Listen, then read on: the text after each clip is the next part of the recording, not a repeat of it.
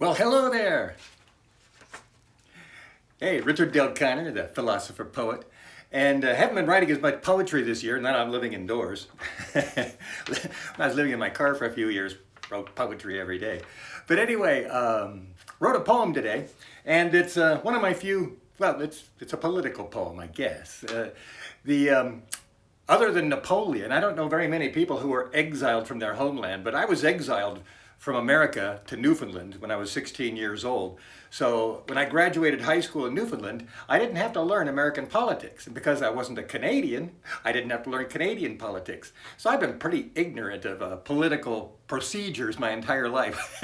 Seriously, the whole political system and governments and all that stuff, I never learned it. So in the last few years, watching our Trump administration really demolish our political system, I actually got to see what it was as they kind of threw it, took it apart, and threw it in the trash and demolished it. I actually got to understand the American government better than I ever have in my whole life. I think that's true of a lot of people. But anyway, being an American exile, I actually took this to heart, and I was watching all kinds of shows of Bloomberg and Financial, and I had to watch about 8 or 10 different stations to really get a good view of it. Even the leftist progressive stations are still controlled by big corporate media, and so they've got a lot of censorship on what's going on. And the right wing, God, the prejudice there is towards corp. Anyway, so it's hard to even find out from the news what's going on. In fact, I got to say that when I was in Newfoundland, I had this one history teacher who was from Pakistan, and she felt that it was her duty to educate me as an American about our government. And boy, did she hammer America when I was going to school. Anyway, but I learned a lot about American government back then, 50 years ago. I'm 67 years old now. That was back in 1970.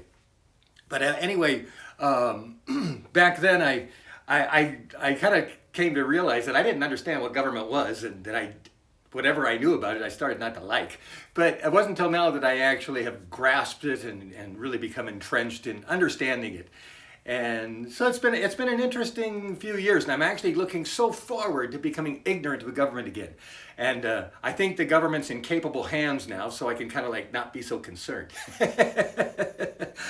But I did write a poem today, so I thought I'd record it. And so here it is. This is called Stop the Steal. This is February 11th, 2021. Crooks and fools, they lust for jewels and follow the loudest voice. Most are dumb, the rest are numb, unable to make an ethical choice. My father's one, plus his other son. Their greed controls their mind. What they feel will stop the steal of intelligence they cannot find. Stop the steal so they can steal what is their childish desire. Stop the steal they chant to reveal their brains are burning with fire. One's born every minute, a sucker who'll admit there's